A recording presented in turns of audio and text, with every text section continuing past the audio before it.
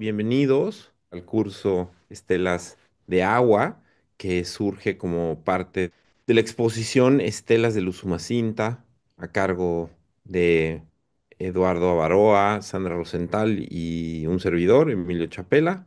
Yo soy artista, investigador, trabajo en temas de ecología y soy también parte de un proyecto de investigación que se llama entrerríos.net, el cual tiene mucha relevancia en el contexto de esta exposición.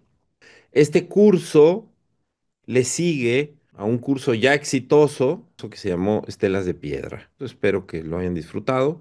La exposición Estelas de Usumacinta trata en esencia sobre la cuenca del Usumacinta. Ese es el tema. Pero lo que nos interesaba hacer con esta exposición era entender los cruces entre los artefactos culturales, temas de naturaleza y ecología, ¿no? Y cómo se manifiestan, cómo se expresan a lo largo de la cuenca. La cuenca del río Usumacinta fue cuna de la civilización maya.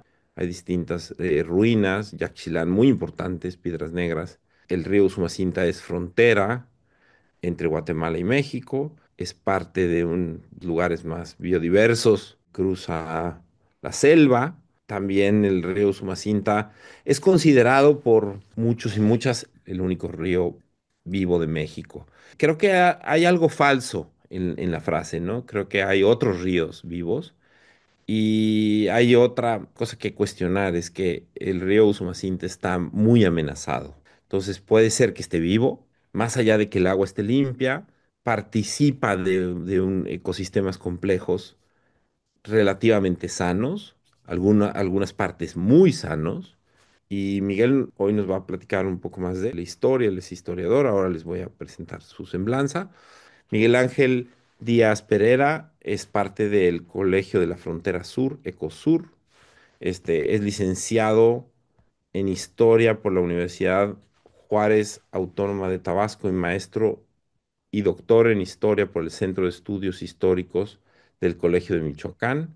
Asimismo, realizó una estancia postdoctoral en la sección de Teoría y Metodología de la Ciencia del Centro de Investigación y Estudios Avanzados. Desde 2009 labora en el Colegio de la Frontera Sur, Ecosur, como investigador titular, miembro del Sistema Nacional de Investigadores, nivel 2, y parte del Grupo Académico de Estudios de Migración y Procesos Transfronterizos. Es fundador del Centro Documental de Estudios sobre el Agua. Fue responsable de un proyecto como parte de los programas nacionales estratégicos del CONACYT relacionado con diagnósticos y escenarios en los territorios del Tren Maya. Cuenta con diversos artículos científicos, capítulos de libros, así como libros de su autoría. Y sobre todo es un gran apasionado y entusiasta del Usumacinta. Muchas gracias, Miguel Ángel, por estar aquí con nosotros hoy. Gracias, Emilio, y gracias, Sandra, Eduardo, por la invitación.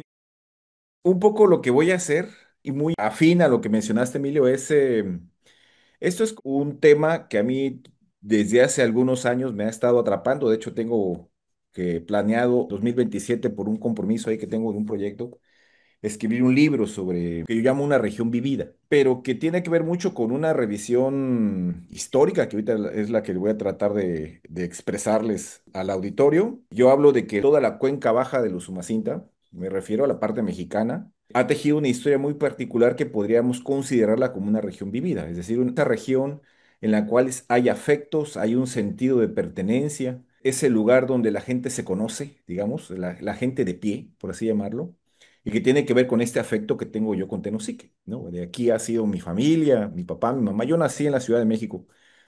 Desde los 8 años regresamos, con el temblor del 85, regresamos a Tabasco, pero yo desde que tengo uso de razón, incluso siendo niño, me acuerdo que mi sueño era ir a Tenosique. Para mí era un lugar de libertad, ¿no? En la Ciudad de México no podía ir, por ejemplo, a comprar las tortillas. Pero en Tenosique yo podría ir a comprar las tortillas, ir sin zapatos, etcétera. Eso cultivó en mí este sentimiento de afecto que tengo yo por esta región vivida, ¿no? Un poco antes de mostrarles, quisiera como hacer una breve descripción de esta cuenca. Esta es una imagen que todo el mundo conoce, que es el más o menos el polígono que nos proponía Paul Kirchhoff cuando hablaba de Mesoamérica. Es una región que con ciertos elementos culturales, lingüísticos, desde luego que se refería mucho a esta herencia ancestral prehispánica antes de los españoles, más o menos tenía como horizonte esa U que se alcanza a ver ahí en la parte superior, que llegaba más o menos a donde hoy es el Tajín, ¿no? En las cercanías de Tampico, las cercanías de Tamaulipas más bien. Volvió a subir y se extendía hasta lo que hoy es más o menos el Golfo de Nicoya. Esto, ¿por qué lo menciono? Esto pareciera que es algo muerto, pero no, está vivo y vivo en muchas cosas, ¿no? Entre nuestra gastronomía, en nuestras maneras de hablar, en nuestra toponimia. Y dentro de esta gran región es como podemos entender culturalmente estos dos polígonos, sobre todo, ¿no? Lo muestro así, los dos polígonos, porque yo le llamo que son mellizos, que es la cuenca de los Umacinta y la cuenca del río Grijalva. Y entendido la cuenca o la noción de cuenca como una región en la cual confluyen y se conectan estas venas abiertas. Nosotros lo llamamos frontera sur, pero en realidad es la frontera norte de Centroamérica, ¿no? En Guatemala dirían frontera norte, ¿no? Estos dos mellizos, estos dos gemelitos, que sobre todo para la cuenca baja, para la región que a mí me importa, digamos, para México, para Tabasco, ¿no? Pues tiene una fuerte influencia, ¿no? Gran parte de nuestra historia no la entendemos. No se puede entenderse y comprender esta conectividad biológica y social y cultural que tejieron estas dos grandes cuencas. Yo digo, incluso cuando hablo de historia de Tabasco, hablo de dos Tabascos, ¿no? Un Tabasco que está más ligado a los Umacinta, que es menos petrolero, es más agrícola, y tenemos un Tabasco más Grijalva que tiene que ver con la industria petrolera, que tiene que ver hasta con las maneras de hablar, hasta son medias distintas, ¿no? Y estos dos polígonos, que no son casuales, no los inventé yo, ¿no? Son parte del INEGI, tiene las capas de información, las puedes descargar, pero como son transfronterizas, que ese es un elemento decisivo, eso central para estas dos cuencas, y no, no es la única, Candelaria es lo mismo, pero son transfronterizas, es decir, pasan más de un país, y sobre todo en la de Usumacinta, que es la verde, que se ve ahí en esa imagen, llega hasta Belice, un fragmentito llega hasta Belice.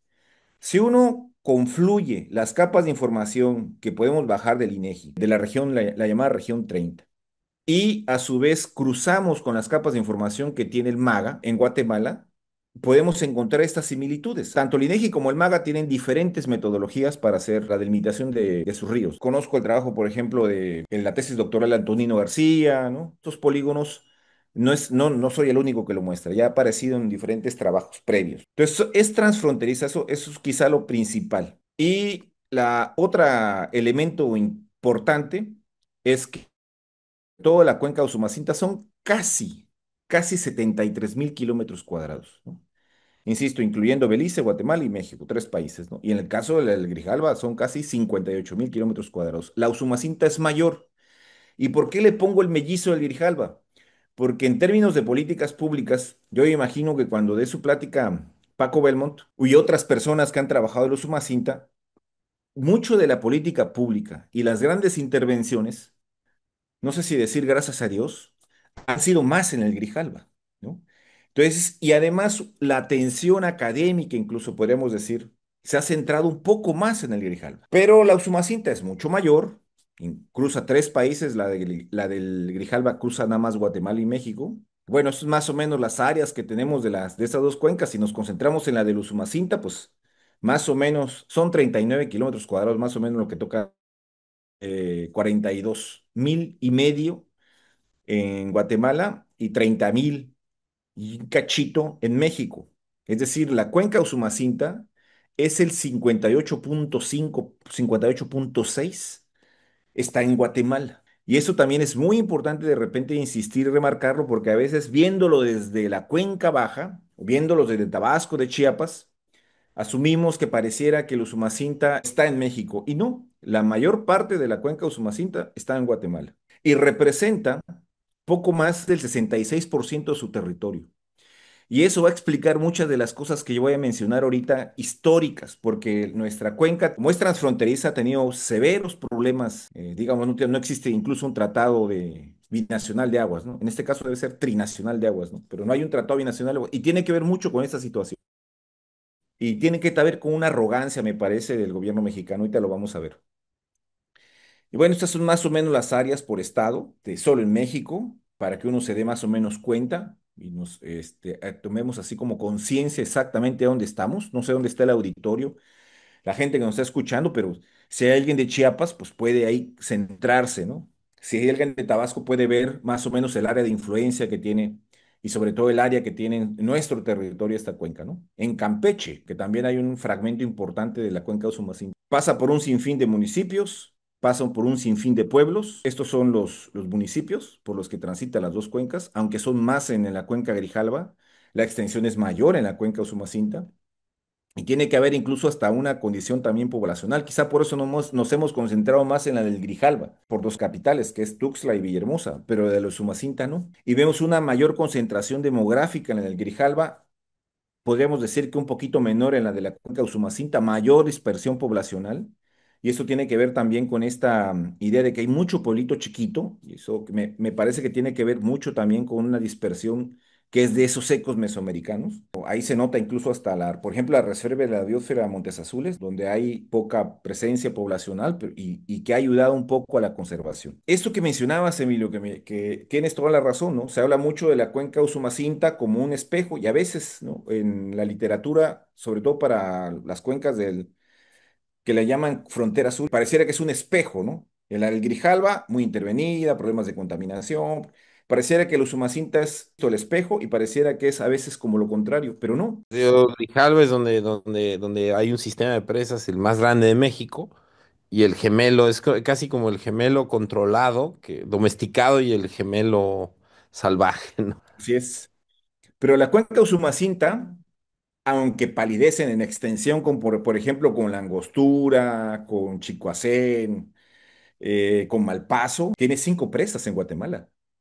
O sea, la cuenca Usumacinta, En Guatemala sí, por ¿no? proporción, tiene 5 presas cercanas en el polígono de la cuenca Grijalva. Es decir, me refiero a la Sierra de los Cuchumatanes, ¿no? Que es donde surgen tanto la del Grijalva como la de los Usumacinta. Ahí surgen los dos gemelos, los dos mellizos, para encontrarse después en el cierre, ¿no? Cuando se cierra la pinza, como dicen en el fútbol, en 3 brazos, poco antes, poco más de 22, 23 kilómetros antes de salir al Golfo de México, ambas cuencas, que es donde tenemos cuenca Eso, Grijalba-Usumacinta, ¿no? En mi opinión son dos cuencas distintas, la cuenca Grijalba y la cuenca Usumacinta, ¿no? Pero ya la cuenca Usumacinta como tal, así con un guión en medio, es solo después de que se unen en 3 brazos, casi, casi para desaguar en el Golfo de México. Esto que mencionabas, Emilio, ¿no? Hay las tensiones de la conservación, ¿no? Muchas de las áreas naturales protegidas, las zonas voluntarias de conservación, quizá un mayor esfuerzo en términos al menos de las poligonales y de las áreas y superficies en Guatemala que en México, ¿no? Pero aún así, y bueno, una política también distinta, hay que decirlo, pero bueno, estas tensiones entre el usufructo y la conservación, ¿no? En el Grijalva quizá menos, porque es más presente la modernidad y el desarrollo en términos de política pública, digamos, que en el Usumacinta, ¿no? Pero ahí resalta, pues, por ejemplo, Montes Azules, resalta que está en la parte ya hacia el Golfo de México, el que mencionabas, ¿no? Que es Pantanos de Centla, ¿no? Pero en Guatemala hay unas superficies bien interesantes, importantes, porque colindan con mexicanas, ¿no? Pienso en el caso del Cañón de los Umacinta, ¿no? Que también coincide con varios áreas de conservación en Guatemala, ¿no? Que creo yo que hay también, es como de los retos a estudiar.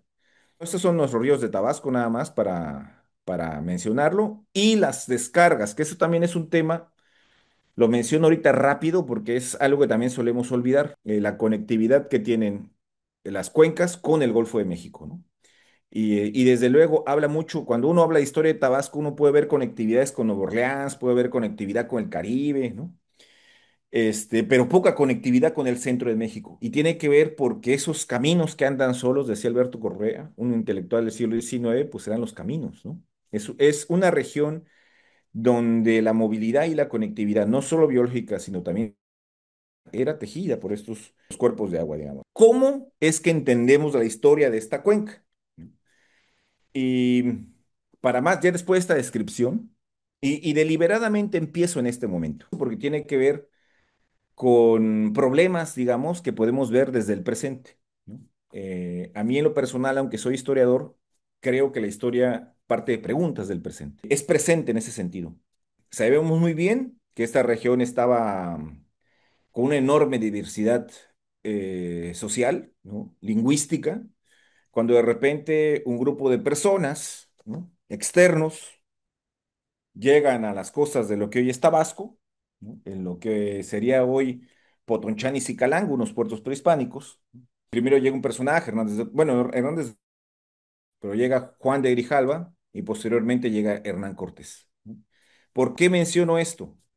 Porque Hernán Cortés llega a la región, se posesiona en esta región y lo que era un punto de conectividad entre el Golfo de México, vuelvo a insistir, en esta condición, y el centro de México, una vena geopolítica, digamos, y comercial, que Cortés muy bien entiende, llega al lugar, lo toma el lugar, se hace ahí la famosa batalla de Centla, así se le llama, se enfrenta a los pobladores nativos, originarios. En ese lugar le entregan a una serie de mujeres después de la batalla de Centla, que hoy conocemos a una muy bien, quizá menos de lo que se le ha hecho poca justicia en la historia, que es la llamada Doña Marina, ¿no? O Malitzin, ¿no? Conquista también biológica, ¿no? Producto de este encuentro surge Martín Cortés, ¿no? Pero lo relevante de este lugar, de esta situación, Cortés prosigue su camino y donde centra la conectividad neurálgica, sí, fundamental entre el centro de México y lo que sería Cádiz y Sevilla, no es por esta misma beta que te existían con los pueblos prehispánicos. La centra sobre todo en Veracruz. Y este lugar va quedando poco a poco fuera de la atención política, lo que se llamaría la Nueva España. Aún así, Cortés, después de una serie de conflictos que tiene que ir hacia las llamadas cibueras, es cuando pasa y transita. Cortés hace un recorrido muy raro, recorre por ríos, ¿no? Hace el recorrido por tierra, una cosa rarísima, ¿no? Si uno lee las cartas de relación, uno se encuentra que los mismos personas que lo acompañan le dicen, pues hay que irnos por ríos, aquí se transita por ríos, ¿no?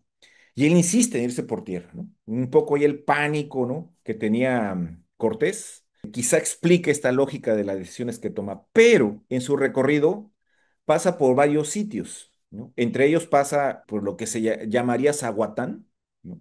Lo cita en sus cartas de relación, pasaría por lo que hoy es Tepetitán, ¿no? Iztapán, ¿no? Que sería luego lo que hoy es el Emiliano Zapata, que están en la ribera del río Sumacinta, pasa por varios sitios en lo que sería hoy Balancán, y solo puse así las citas que él mismo va mencionando Hernán Cortés. Y esta región, sobre todo lo que hoy llamamos, o se llamó, o lo han nombrado como Acalán, más o menos con cierta identidad, ¿no? Esta es una imagen de un libro de Ana Luisa Izquierdo, donde trata ese tema y cita varios de los poblados que recorre Cortés, que eran importantes, ¿no? Ahí aparece Montecristo, Petenecté y Iztancanac, ¿no? Montecristo es hoy Emiliano Zapata, cercano a Tenosique, y Petenecté estaba en la cercanía, se cree, de lo que hoy es Tenosique, ¿no? El lugar desapareció con el tiempo, ¿no? Pero están a la ribera del río Sumacinta. Y es aquí, en este lugar, en lo que hoy es Tenosique, que le dicen a Cortés, usted va mal, señor, para allá no se va, para las Cibueras, usted tiene que agarrar para el otro lado, ¿no? Que habla mucho de esta confusión territorial que tenía Cortés y se acerca a otros sitios donde finalmente conocemos eso también porque es donde decide ahorcar a Cuauhtémoc, ¿no? Ahí es ese evento también que genera un debate entre los historiadores, ¿no? Pero es quizá donde podemos ver un reconocimiento de esta región vivida por el río Sumacinta, que él llama Iztapa, ¿no? Pasa por Osumacintlán, ¿no? Que sería lo que sería Usumacinta, hoy un lugar muy cercano aquí que también está en la ribera del río Sumacinta, que se llama, la gente le suele llamar cabecera, pero se llama poblado Usumacinta. Y se sabe muy bien que la región, sobre todo por los trabajos de Jan de Vos, es pacificada por un hombre de fe, que es Fray Pedro Lorenzo de la Nada. Y desde esta zona es como se inician muchos de los procesos de conquista de otros sitios. En el caso de Yucatán, ¿no? Francisco de Montejo, si no en la zona de la ribera del río Sumacinta, pero sí en la zona de la ribera de Tres Brazos, donde se unen el Usumacinta con el Grijalva, ayuda a que se mantenga ahí un poblado que se llamaba Santa María de la Victoria, porque ante la conquista de Yucatán, posible retirada, en caso de que las cosas no salieran tan bien en lo que es el norte de la península de Yucatán, ¿no? Pero el otro es la conquista de la Lacandona, que conocemos muy bien por la obra de Jan de Bos, sobre todo su libro La paz de Dios y el Rey, ¿no? En Tenosique se quedan varios. Viven y mueren incluso varios de estos conquistadores. Pienso solo, por ejemplo, en el caso de Francisco Gil. Pero, ¿qué es lo que quiero decirles de esta serie de datos, ¿no? Pasan otros personajes, Alonso de Ávila, pasa el mismo Pedro de Alvarado, ¿no? Donde pasa por lo que hoy sería Balancán, funda, bueno, el Francisco Gil, que funda un poblado que se llama San Pedro Tanoche, que hay un debate ahí si es Tenosique o no, antiguo y demás. Pero el punto es de que hay esta presencia sobre una zona, que es lo que quisiera yo darles como mensaje después de echarles este rollo, que es una zona de frontera.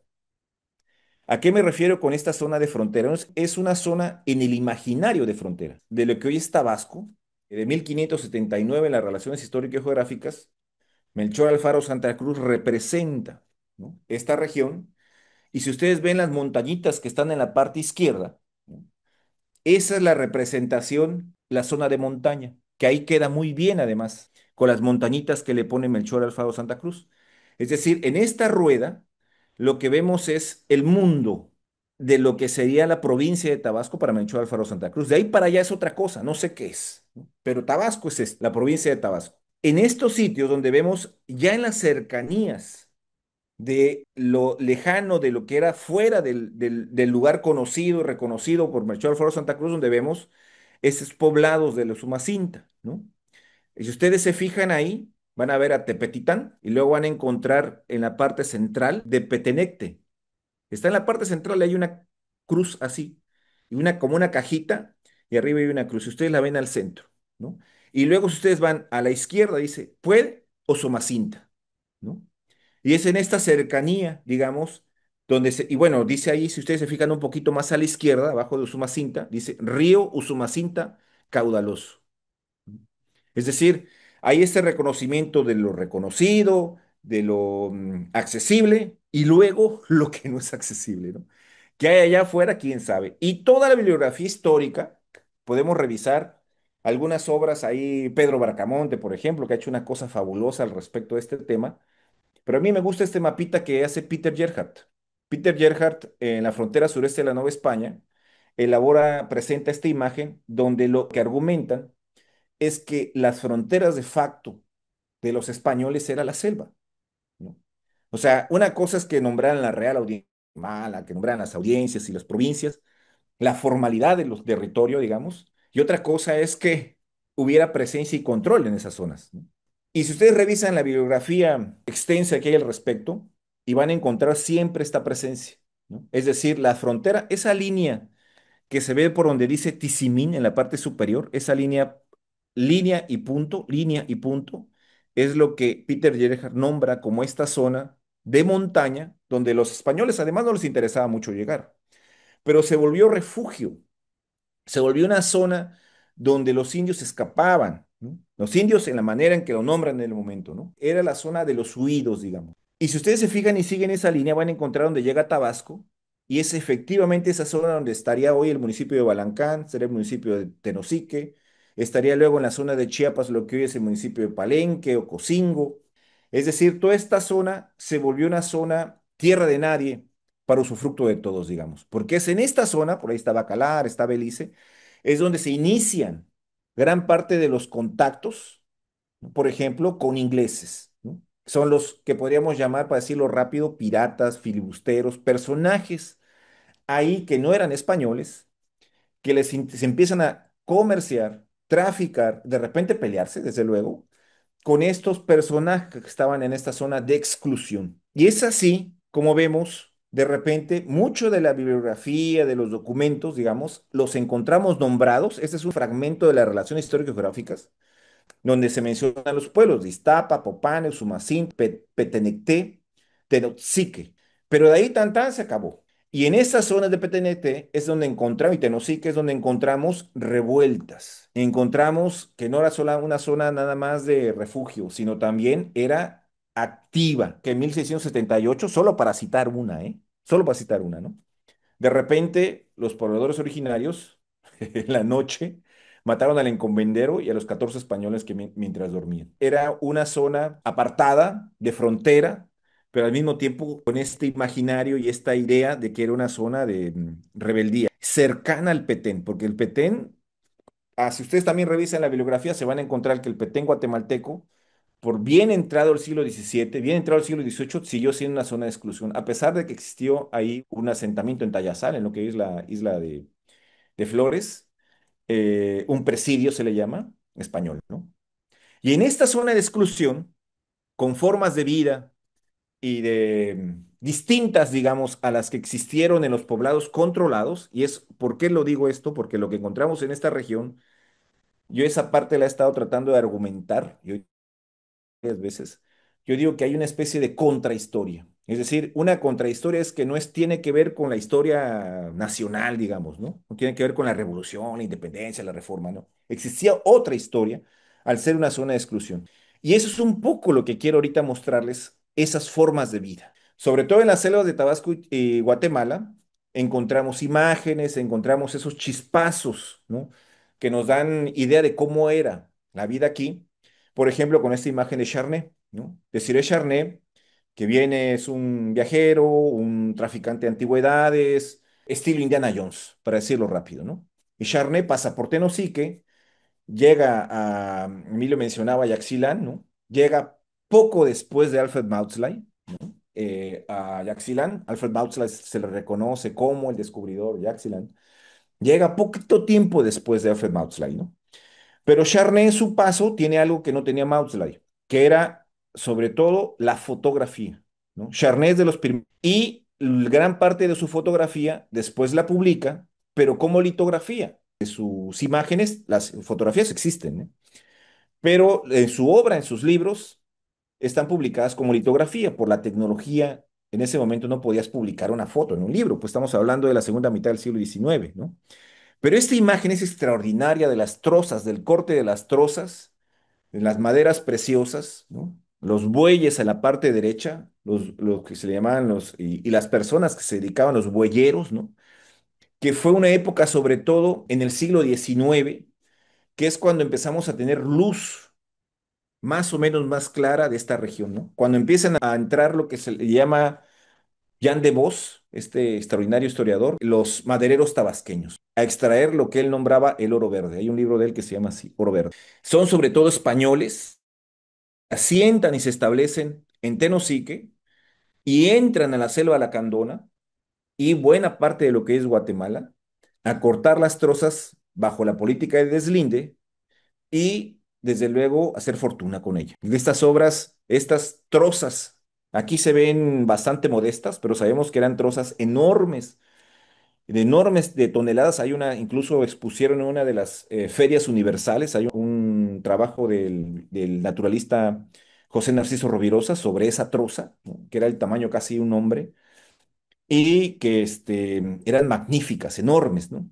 Se inaugura la extracción que no habría que confundir con una extracción como la modalidad de aserradero, ¿no? Los aserraderos es una extracción intensiva. Esta era una extracción muy focal, sobre todo en las riberas de los ríos, porque todas estas trozas, al cortarlas, se tiraban al río, La Canja, el río Sendales, bajaban por el Usumacinta y llegaban hasta lo que hoy es en las cercanías de Nosique, un lugar que se llama Santa Margarita, que todavía existe.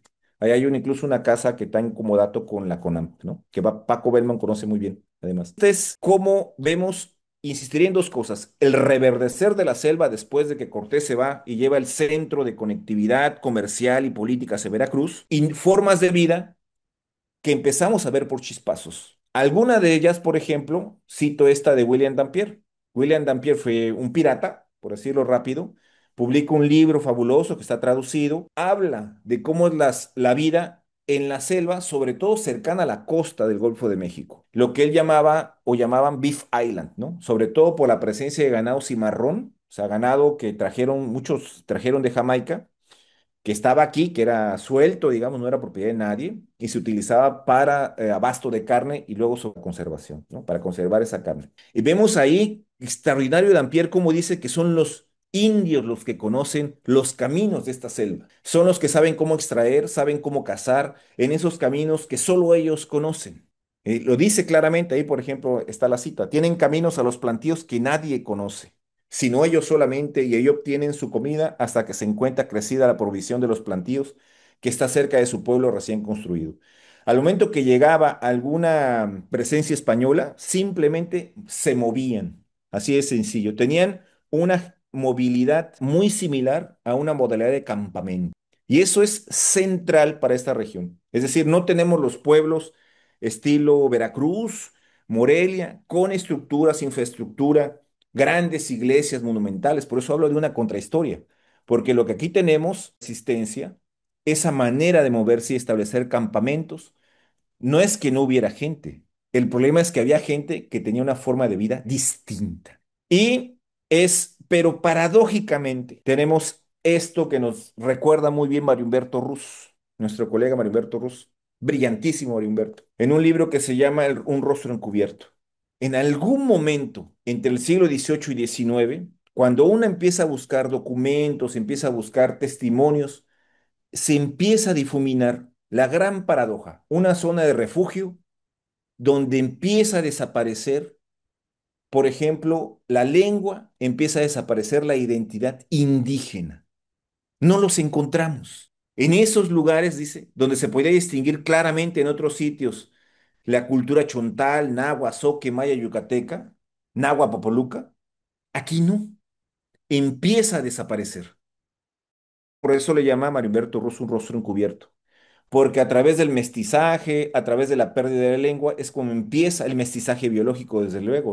Hay un increíble etnocidio, diría Jan de Vos. Y es así como vemos que aún con estas circunstancias se mantiene esa condición de frontera. Es la gran paradoja, porque vemos, por ejemplo, este otro mapa de 1803 que se llama Planta Vasca, que está en la Biblioteca Manuel Orozco Iberra, y vemos lo mismo que pasa con Melchor Alfaro, es decir, donde llega a las montañas, para allá, quién sabe qué hay. Pero todo lo que sí conocemos es esto y representan, sobre todo si ustedes se fijan, los ríos, los cuerpos de agua, los humedales. No vemos los caminos y vemos los pueblos de nuevo. Es decir, en esta región que sobrevivía por esas venas abiertas que subían y bajaban como pulmones de un cuerpo en ciertas épocas del año y bajaban, ¿no? Hoy todavía las inundaciones en esta, no sé, no entendemos la región sin esos pulsos de inundación.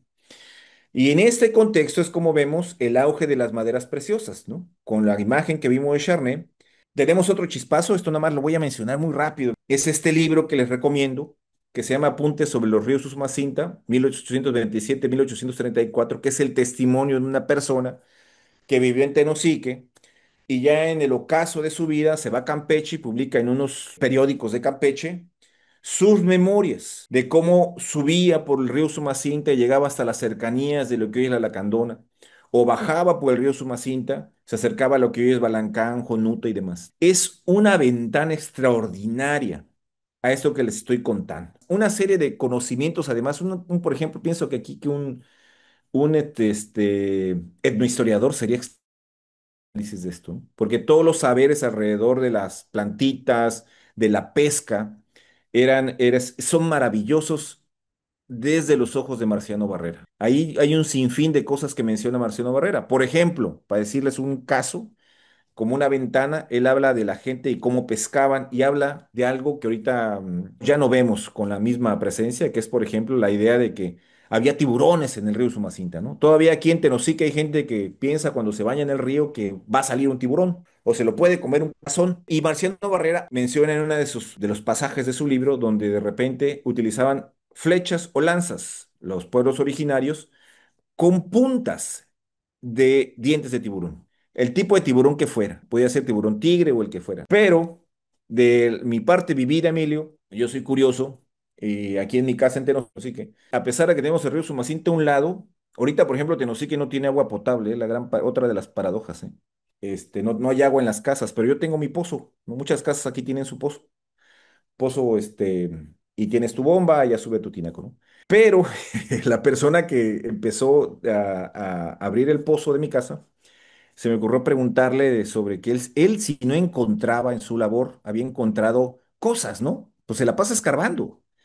Me dice, ¿cómo no? Y me trae todo esto, Emilio. Puse la monedita de 5 pesos para que vean la proporción.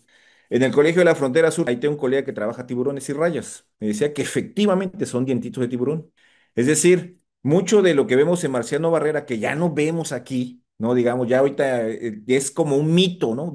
Conocer que hubiera un tiburón en el río Sumacinta, de la especie que fuera. Mi colega me dice que a lo mejor era un tiburón tigre, si es que llegaba hasta esta altura del río Sumacinta. pero que había.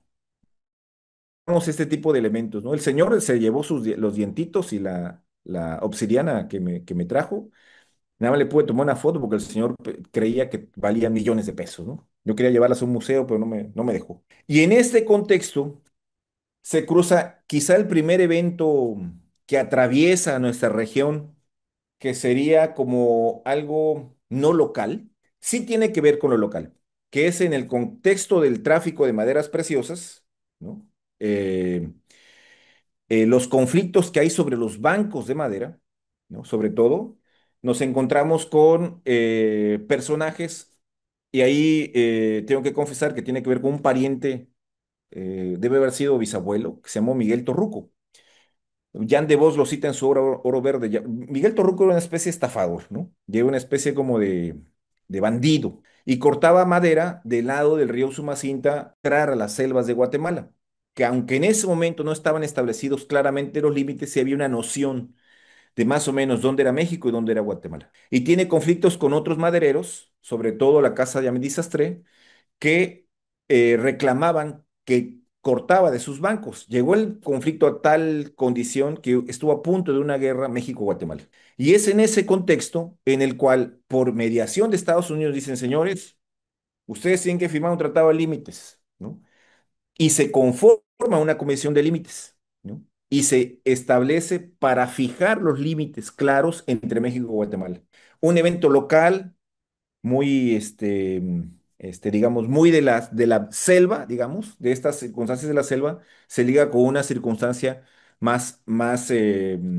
menos local, digamos. Desde luego, la idea del Soconusco, de quién era, porque ese era el gran reclamo de Guatemala, que el Soconusco era de Guatemala, también es una influencia, pero este evento fija para los Sumacinta esa comisión de establecer y reconocer el territorio. ¿Y por qué me importa decirlo? Porque es quizá el esfuerzo por empezar a fundar una métrica del territorio. Es decir, estas formas de vida excluidas, perdidas, que estaban ahí ocultas entre la selva. Entonces ya el Estado con E mayúscula, se presenta y empieza a mostrar lo que había en esos territorios. Y este es uno de las documentos que aparece, podemos ver que realiza la Comisión de Límites. Y la Comisión de Límites se encuentra con estas cosas, otras cosas que estaban pasando. Los campamentos madereros, y ahí podemos ver, por ejemplo, un acercamiento al mapa este que mencionaba, que mostraba hace ratito, el que estaba anterior, donde están los pueblos de campamentos de muchos de estos lugares que se movían como si nada. Si había una amenaza, simplemente se movían. Y podemos ver ya los bancos de la presencia de las casas madereras. Y es donde vemos los indicios de la geografía humana de la ribera del río Sumacinta. Tenosique, vemos ya, por ejemplo, San Quintín, como Tres Naciones, ya vemos Santa Rosa, lugares que después se volverían pueblos, pero eran de este estilo. Y estas son imágenes precisamente estos son campamentos chicleros, que es un poquito más adelante en la historia, no es tanto del siglo XIX, ya es siglo XX. Pero sí vemos este tipo de forma de vida, formas de vivienda muy particulares que tienen que ver con una extracción muy particular de ciertos recursos naturales. Primero la madera y después, en momentos, sobre todo para Tenosique y Balancán, un chicle que le llamaban de segunda clase. Para Campeche sería un chicle de primera clase, pero ¿cómo se van ligando estas formas de vida con extracciones y necesidades que son externas, digamos, ¿no? El chicle, sobre todo, por una demanda de chicle para la industria chiclera norteamericana, sobre todo, ¿no? De la Adams, ¿no? Y es así por la Comisión de Límites y por esta situación que tenemos imágenes ya claras, por ejemplo, fotos. Esta es una foto de 1992 y una foto de 2018 de nuestra frontera, ya aquí en Tenosique, en lo que sería cerca del Ceibo, se llama. Esta se la tomé yo, pero la Comisión de Límites es otro chispazo a esta región excluida, perdida, digamos, ¿no? Vemos indicios de estos lugares, por ejemplo, San Quintín, que después sería un poblado importante, pero muy nombrado, digamos, donde la época de la extracción de maderas preciosas. Y bueno, siempre aparece el río. Esta es la desembocadura del río Lacantún. Este lugar es muy conocido, además, no sé si lo visitaron, Emilio, pero es donde se une el río Lacantún, donde se funda lo que es el cauce que ya se nombra Usumacinta, ¿no? Boca Lacantún le suelen llamar también. Este es Tenosique. Es muy cerca también donde está el planchón de las figuras. Así es, sí, sí, sí. Es Ya exactamente que ahí, a unos cuantos metros que está es parte de la exposición y es en el vestíbulo. Visitarlo virtualmente también pueden hacerlo, ¿no? excelente, excelente. Este es Tenosique, Un pueblo, digamos, que no tiene una traza, es un pueblo que no tiene esa presencia, digamos, colonial, ¿no? Es un pueblo distinto. Y bueno, solo muestro así unos mapitas que hablan de este reconocimiento, de esta métrica que empieza a surgir a raíz de la Comisión de Límites, ¿no? Donde se empieza a volver y a conectar esta región ya con ciertos intereses nacionales, incluso internacionales. Así aparece, por ejemplo, Tenosique y los poblados. El Tratado de Límites lo dice claramente, por ejemplo, para fijar la frontera México-Guatemala, sobre todo en la parte terrestre, es 25 kilómetros en línea recta del centro de Tenosique, por ejemplo, ¿no? Y que el punto más profundo de Usumacinta, durante la frontera de 250 kilómetros, los casi 500 kilómetros de río van a ser en la parte más profunda. Pero aquí son los madereros, la comisión de límites. Esto de los 25 kilómetros es esa línea recta, esa L invertida, por donde dice en esta imagen Parque Nacional Laguna del Tigre, que es esa L es a la que se refiere la comisión de límites. Insisto, es una métrica del territorio ya, ¿no? Ya es un reconocimiento de otro tipo. Pero este territorio tropical es traicionero, diría yo, ¿no?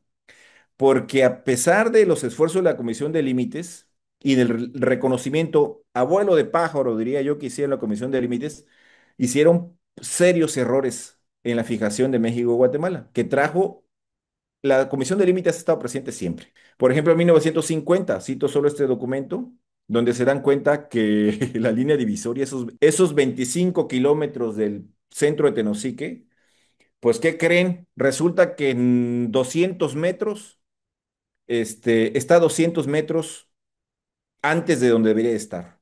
Y entonces movieron 200 metros la línea en 1950 para fijar eso, ¿no? Que luego se volvió un problema diplomático. Al principio lo acepta, pero después ya no acepta esa modificación de los límites, digamos, ya en territorio, es decir, en los monumentos. ¿Y por qué lo menciono?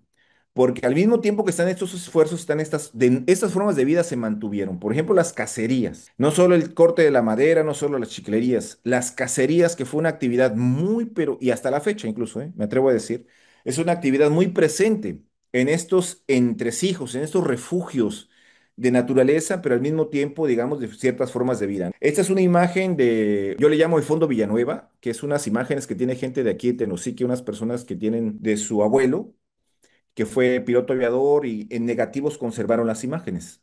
Son más o menos aproximadamente de 1950 las imágenes y por ser negativos, por eso es que al pasarlas a fotografías se ven tan bonitas las imágenes, ¿no? Pero ahí vemos un puma, un robalo, las pieles de cómo se vivía aquí. Además de esta métrica y además de estas formas de vida, por las conectividades por río, ¿no? La otra gran época que fue una forma de vida también, no solo por los barcos de vela en su momento, pero tenemos película de los barcos de vapor, por ejemplo, ¿no? Esto es en las cercanías de Tenosique. Los barcos de vapor que permitieron la conectividad en estos pueblos, incluso ya con la cuenca de Grijalva, por río. Podías llegar en 2 días a lo que en ese momento era San Juan Bautista, después Villahermosa. Pero también por Charnay, por ejemplo, vemos otras cosas, la forma de vestimenta, vemos esto de que, por ejemplo, aquí vemos en la imagen de la izquierda, lo que se le llamaban los caribes. Ya hoy les conocemos como los lacandones, pero aquí en Tenosique le decían lacandones, le decían caribes, perdón. Y con su manera en la cual cómo establecían los campamentos, porque atrás está, y encontramos así chocitas muy particulares, sobre todo con pescadores, hoy todavía incluso. Los marimberos, esto es de la segunda mitad del siglo XIX, y esto es el paso de Yaxilán, la fotografía superior derecha. Y esa de los marimberos fue tomada en Tenosique por Charnay. Otra manera de acercarnos al territorio en estas zonas de refugio, podríamos llamarle, para seguir a Bonfil Batalla, son igual que Charnay, los nacientes anticuarios, traficantes de antigüedades. Todos estos personajes traficaban antigüedades, para decirlo rápido. Charnay o el caso de Sylvanus Morley, ¿no? Sylvanus Morley en este famoso libro de Inscription of Petén, donde hace los recorridos, también muestra en este mapa que está en ese libro los recorridos que realizó cuando exploró parte de Tabasco, el Petén, y nos deja un mapa extraordinario, no solo de sus recorridos como anticuario, como arqueólogo, llamémosle, si queremos llamarle así, ¿no? Pero la geografía humana, la geografía móvil que se movía en la selva, es una fotografía de ese momento, ¿no? Porque menciona los campamentos, y así los nombra, campamento ocupado, desocupado en tal lugar, ¿no? De esos madereros y de esos chicleros, ¿no? Pero son excepciones, porque cuando revisamos documentos, por ejemplo, esto es un documento de los extranjeros en Tabasco de 1837 y pareciera que no hay ni en Balancán, ni en Jonuta, ni en Tenosique. O sea, la presencia y ocupación estaba más hacia el centro. Ese Tabasco de Usumacinta era un Tabasco donde había poca presencia de las autoridades novohispanas, ¿no? De los españoles, ¿no? Hasta bien entrado ya el siglo XIX, ya el México independiente. Pero sí encontramos pasaportes. Por ejemplo, este es un personaje que a mí en lo particular me parece decisivo para entender la historia de acá, que fue don Francisco Villanueva. Sabemos que son de esos españoles que llegan en el auge de las maderas, aquí, hacen familia aquí, ¿no? Sus descendientes viven aquí en Tenosique, pues son personajes que son los que hacen el Tenosique moderno o la región moderna, aledaña a este poblado, digamos, y este río, ¿no? Don Ramón Velacerorio, ¿no? Este es otro personaje que también hizo familia, se quedó aquí. Estos de 1928, pero dice la fecha en la cual llega, que es en el siglo XIX este personaje. Y desde luego, los pobladores originarios, los que serían caribes y luego lacandones. Gente de aquí conserva fotografías. Esta es una fotografía de una persona de aquí de Tenosique, donde está Obregón, porque así se llamaba, Caribe, dirá en ese momento, pero después nombrado lacandones, que bajaban y bajaban de lo que es Ocosingo, la selva lacandona, comerciaban, intercambiaban flechas, intercambiaban pieles, llevaban sal, llegaban a cambiar aquí lo que llamaban un Pepe Silva, que era la moneda, porque el señor que les compraba, así se llamaba Pepe Silva. Y encontramos gente todavía, por ejemplo, esta es una infografía, la muestro así rapidito, que es don Juan Prado. Don Juan Prado, no sé si viva todavía, la verdad, ¿eh? En las cercanías del Ceibo, ya en el Petén, Guatemala, prácticamente la frontera con México, el señor crece en el lugar de lo que era un aserradero. Pero lo que les menciono ahorita, las formas de vida, el cazar, el acercarse y vivir en el lugar, en estas selvas, era algo que era parte ahora sí que era parte del show, ¿no?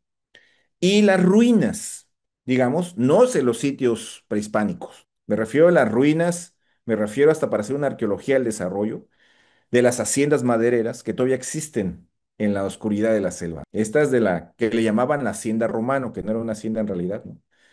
En lo que hoy es Sendales, ¿no? Ahí están todavía incluso algunos aparatos de los que había, ¿no? Las avionetas que fueron centrales también en esta región para conectar los pueblos que estaban en esta cuenca. Esa es otra gran época, digamos, que permitió, más allá de los barcos, nuevas conectividades y conectividades de gran distancia. Estoy hablando de, por ejemplo, ir a Estados Unidos, ir a Centroamérica, ir a Panamá, ¿no? Muchos de ellos, de esos aviadores, personajes valientes, ¿no? Muchos de ellos se mataron en las avionetas, ¿no? Pocos alcanzaron a vivir. Hay un personaje que a mí me llamó mucho la atención en su momento, que era este, Pedro Joaquín Manduján, ¿no? Que fue de los pilotos que logré conocer. Ya falleció el señor, ¿no? Un poco para mostrar la época central para la cuenca, para el Usumacinta, que conecta y ya centra y muestra los tentáculos del Leviatán del Estado en la región, pues fue el ferrocarril y el reparto agrario, ¿no? El ferrocarril es el que conecta. Esta imagen es de antes del ferrocarril. Este lugar es, seguramente lo ubicas, Emilio, que es Boca del Cerro, ¿no? Pero sin el puente Boca del Cerro, ¿no? Antes de que se hiciera el puente, que en realidad se llama Puente Usumacinta, pero todo el mundo le dice Puente Boca del Cerro. Antes, con los trabajos del ferrocarril, toman esta foto extraordinaria de donde iba a estar establecido el puente en esta región. Pero es este gran proyecto que primero se llamó Compañía Constructora del Ferrocarril Veracruz, Tabasco y Campeche. Santa Lucrecia se llamó primero Campeche, que era sobre todo de capital inglés el año 1911. Luego en 1916 se cancela y en 1934 Carna retoma el proyecto sin nombrarlo, pero es el mismo proyecto, el antecedente del actual Tren Maya. Es decir, el Tren Maya, tal y su traza hasta las cercanías de Valladolid, bueno, hasta Campeche sería estrictamente, pues era un proyecto de 1910. En 1905 es que se hacen las trazas, el ingeniero Pedro González. Es donde se empiezan a reconocer y a fundar como la Comisión de Límites el territorio.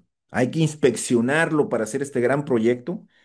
Se dan cuenta de que la zona inundable de la cuenca baja del Grijalba es imposible que pase por ahí el ferrocarril sin que se estuviera sistemáticamente rehabilitando por inundaciones y deciden pasarlo por las zonas menos inundables, municipios de Teapa, Tacotalpa y Tenosique. Por eso el ferrocarril pasa por esta zona y no por Villahermosa, por ejemplo, ¿no? Que sería la capital de Tabasco, con los campamentos ligados al ferrocarril. es como llegan, ¿no? Y se presentan, por ejemplo, nuevos personajes en esta región. Más allá de los españoles que llegan con las maderas, llegan los ferrocarrileros. Y es ahí personajes, digamos, Francisco J. Mújica es central. Es en realidad él es el artífice del ferrocarril del sureste. E inician la construcción. Esto es de las construcciones del ferrocarril sobre esa selva que vemos con Charnay, que sobre todo es entre el 35 hasta 1950, ¿no? Que se realiza el ferrocarril. Hay infinidad de fotografías de este tipo. Los caminos de hierro, los caminos de agua empiezan a sustituirse por los caminos de hierro, que habían sido luego caminos aéreos por las avionetas. Coincide en esa época del ferrocarril con las avionetas. Las de las avionetas terminan hasta los años 90 y se inicia otro tipo de conectividad. Todo esto ya vemos una política pública formal, porque es donde vemos esta idea de conectar incluso hasta turísticamente el territorio. Vemos estos mapas de Francisco Metogno, que fue un ingeniero del ferrocarril, que esperaba conectar con otras formas de vida ese territorio que había sido otro, que había tenido esa contrahistoria. Y el otro, para ir cerrando, son estos los grandes proyectos hidroeléctricos. ¿Por qué los menciono? Porque están los de la cuenca de Grijalva, que son los que se hicieron con la Comisión de Río Grijalva en 1950, pero se quedaron inconclusos los de los Umacinta. Estuvieron dibujados. Este es un mapa de 1970, donde aparecen en la parte izquierda con azul. Si ustedes ven en la parte baja, es el vaso de la presa La Angostura. La que sigue arribita es la que hoy llamamos Chicoacén, Nezahualcóyotl, mejor conocida como Malpaso, y aparece solo en la parte superior una línea que es la que hoy conocemos como Peñitas. Y a la derecha vemos en verde todas las presas que eran de los Umacinta que se llegaron a programar, pero no se hicieron. Por ejemplo, la presa Boca del Cerro, la presa Lacantún, la presa Tulijá. Solo si acaso la que podría ser parte del Grijalba que no se hizo sería lo que está nombrada en ese mapa como la presa Tacotalpa, que después se nombró o se conoció como Itzantún. Pero si ustedes se fijan en la angostura y la comparan con la que está hasta la derecha, era enorme la presa Boca del Cerro. Era impresionante. Y la presa Boca del Cerro, si ustedes se fijan, si ustedes ven hacia donde sigue la línea negrita donde dice presa Boca del Cerro, si lo alcanzan a ver, eso todo era el vaso de la presa Boca del Cerro. Era mucho más grande que la Angostura, que el Usumacinta es casi el 66% del territorio de Guatemala. Imagínense el impacto que iba a tener en el Petén esta presa. Cuando tú decías, Emilio, que es una presa que está sobre amenazas, esta presa en diferentes modalidades, en diferentes circunstancias, si con una cortina o varias cortinas, se mantuvo hasta años muy cercanos. Es decir, todavía en Peña Nieto se hablaba todavía en algún momento de la presa Boca del Cerro. Pero este gran proyecto fue el que trajo, si en 1950 se enrarecen las relaciones México-Guatemala, con la presa Boca del Cerro se rompen prácticamente. Es uno de los eventos que enrareció la relación entre México y Guatemala, que hoy impiden, en mi opinión, por ejemplo, una relación de confianza para un tratado binacional de aguas, entre otras cosas. Y por eso decía yo al inicio de la arrogancia del gobierno mexicano, esta es la presa Boca del Cerro. Y ustedes si se acuerdan de la L invertida que les mencionaba ahí, de la frontera México-Guatemala, fíjense cómo va bajando las líneas verdes por lo que hoy es el río Sumacinta y cómo se internan por lo que hoy es el río La Pasión, lo que es el río Negro, todos los ríos de la cuenca Usumacinta en Guatemala. O sea, era impresionante el impacto que iba a tener, que yo no sé ustedes, pero hubiese sido yo en ese momento un político guatemalteco, con mucha razón me hubiese indignado que el gobierno mexicano hubiese querido hacer algo así e insistiera en hacerlo. No se logró hacer. El otro gran proyecto ya de política pública en este territorio, que insisto, en estas regiones naturales, si ustedes se fijan, ya bueno, ya no lo mencioné, lo digo rápido, ¿no? Es todo esto que estamos viendo desde 1950 para acá. Y si yo inicié con Cortés y la gran modificación que trajo la conquista, yo la verdad a veces pienso que fue más perturbado el territorio y las relaciones sociales y naturales de 1950 para acá. Si lo comparamos con la invasión, este plan Balancán-Tenosique, que es el decreto de expropiación de 115,000 hectáreas, colindancias con Campeche, fue una expropiación de 23 ejidos con la modalidad de ejido colectivo, que también tuvo impacto en la cuenca del Usumacinta, pero sobre todo en lo que hoy es el río San Pedro Mártir. Este es el polígono del plan Balancán-Tenosique, que como ustedes se fijan está en esa L invertida. Es decir, Cuando vuelvo a insistir en esta idea de que el Usumacinta se volvió una región de frontera, yo el mensaje que quiero dar en esta plática es ese. Cómo el imaginario se constituyó históricamente para hacer esa noción de distinguirnos. La historia se volvió una frontera, digamos. Construyó esas condiciones de posibilidad en ese imaginario para hacer frontera. Y el Plan Balancán-Tenosique, incluso su colindancia tenía con la frontera con Guatemala, con Petén siguiendo la línea del río San Pedro Mártir. Hoy es un lugar con poblados, pero en ese momento fue la ocupación de una selva como esta.